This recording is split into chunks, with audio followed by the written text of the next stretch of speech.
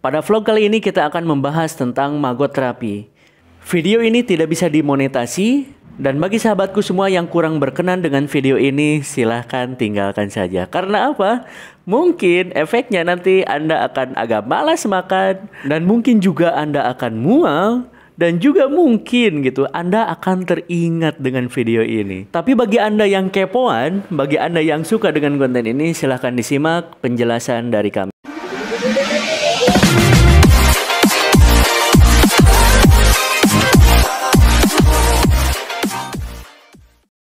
Oke, cek. Assalamualaikum sobatku semua, bagaimana kabar kalian hari ini? Semoga semuanya diberikan kesehatan, selalu dijauhkan dari segala bahaya.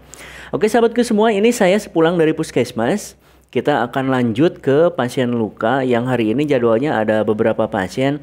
Hanya saja ini pasien yang pertama ini minta diduluin.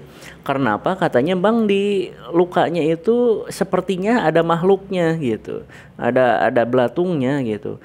Sehingga ya saya duluin gitu. Ini langsung ke arah sana.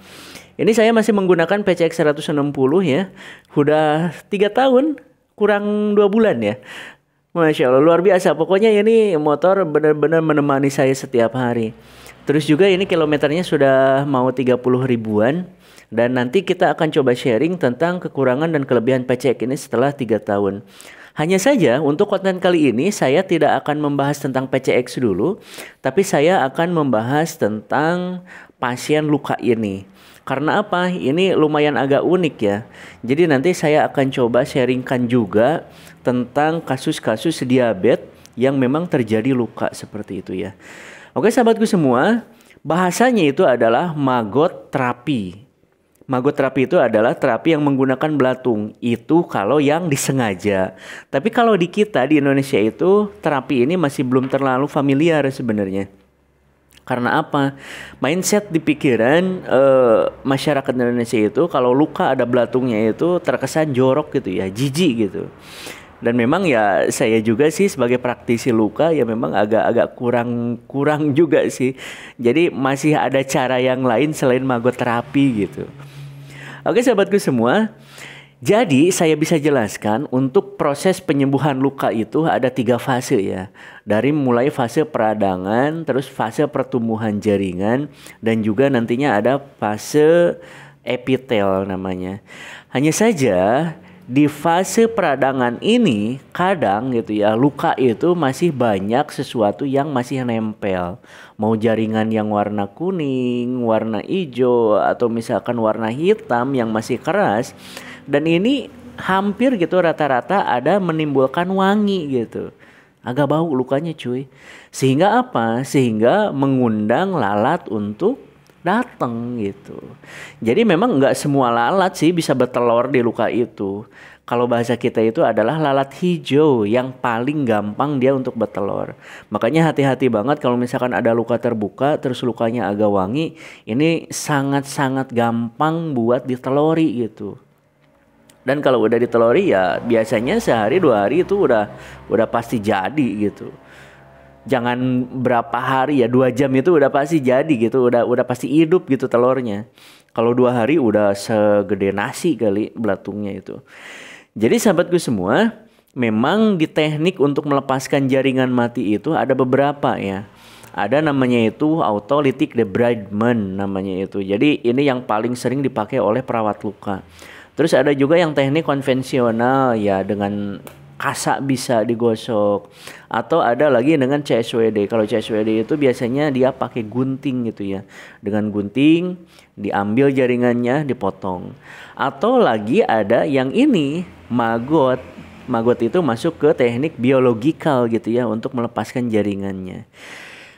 Kalau di negara lain sebenarnya kayak di Singapura, di Malaysia ini maggot terapi ini udah mulai berkembang cuy. Jadi mulai berkembangnya itu di sana itu udah beberapa udah make gitu teknik ini. Dan luar biasanya di mereka itu mulai dikembangbiakan gitu maggotnya itu. Jadi dikembangbiakan, lalatnya dibikin nelor, terus telurnya disimpan gitu. Tapi sebelumnya itu memang disterilkan dulu. Emang sengaja gitu, emang sengaja buat terapi. Nah kalau di kita Ya di kita mah gimana ya bahasanya. Kalau yang alami kan kita nggak tahu juga ya lalatnya gitu, nggak tahu juga kotor apa enggaknya. Oke sahabatku semua, ini saya ngisi bensin masih pakai yang swasta ya. Nggak tahu saya tuh agak lebih senengan aja pakai yang swasta. Karena ternyata cuy saya bisa membedakan gitu, bisa membedakan di konsumsi rataannya. Saya pakai yang swasta ini masih dapat di 47, sekian.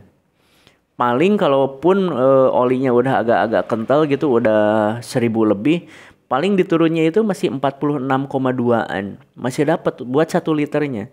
Tapi kalau pakai yang kita gitu, pakai yang Pertamina itu dia paling di angka 44 45-an sih.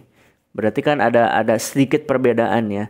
Walaupun ini untuk harganya ini saya yang di swasta itu masih 14.000 ya 1 liternya. Kalau yang di Pertamina kan 13.350. Agak beda dikit. Tapi kayaknya sih bakal turun juga ya nih. Mungkin bakal sama nanti. Oke sahabatku semua, kita lanjutkan lagi. Buat di Singapura dan di Malaysia itu maggot itu benar-benar dikembangbiakan ya untuk maggotnya itu. Sengaja dibuat, disterilkan dulu dan dijual benar-benar secara profesional gitu. Saya kemarin membaca jurnal bahwa untuk satu belatungnya itu di Malaysia itu dihargakan RM1 Malaysia. Dan kalau misalkan kita jatuhkan ke harga rupiah itu sekitar 3.320 perak cuy. Itu untuk satu maggotnya. Sedangkan untuk satu kali terapi itu rataan itu biasanya pakai kurang lebih 100-an maggot. Berarti kalau misalkan di harga di yang aslinya itu 100 kali 3.300 ya sekitar 330 ribuan. Kalau udah nyampe kita, kemarin saya lihat juga harganya itu satu flash itu 490 ribuan cuy. Untuk satu flashnya. Bahkan dulu saya ingat banget dulu pas pelatihan di Bogor itu harganya itu hampir masih di angka 900 ribuan untuk satu flashnya. Jadi maggot itu ya memang sengaja disimpan, dimasukkan ke luka, biar apa? Biar berkembang di sana. Tujuannya si maggot itu akan memakan jaringan yang mati. Nah pertanyaannya apakah bahaya? Enggak. Ternyata cuy nggak bahaya. Asal nggak ada sinus namanya, nggak ada lubang yang benar-benar masuk ke dalam gitu. Karena apa? Kalau misalkan ada lubang yang masuk ke dalam, agak ribet, agak susah. Susahnya apa? Pas nanti mengeluarkan maggotnya. Karena apa? Sifat maggot itu kalau dia kena rangsangan dari luar, pasti lari ke dalam gitu. Nah ini, kalau misalkan yang alami ini di pasien saya, ini memang nggak ada masalah juga sebenarnya. Jadi kelukanya itu jadi malah lebih bagus. Benar-benar lebih bagus. Hanya saja yaitu pikiran kita, mindset kita terhadap maggot itu ya masih jelek gitu. Oke, sobatku semua, ini saya yakin sih video ini tidak bisa dimonetasi karena menampilkan gambar video yang tidak sesuai dengan komunitas. Hanya saja sekali lagi ini semoga menjadi tambahan pengetahuan untuk kalian semua. Terima kasih sahabatku semua. Kalau ada pertanyaan tentang luka diabetes silahkan chat langsung atau misalkan bisa langsung WA ke kontak saya. Saya sangat berkenan sharing gitu ya. Kalau untuk masalah luka silahkan langsung chat WA aja. Nanti saya tampilkan nomor WA-nya di video. Oke sahabatku semua, mungkin seperti itu dulu konten kita kali ini. Semoga bermanfaat. Semoga kalian semuanya diberikan kesehatan. Pamit dulu. Assalamualaikum.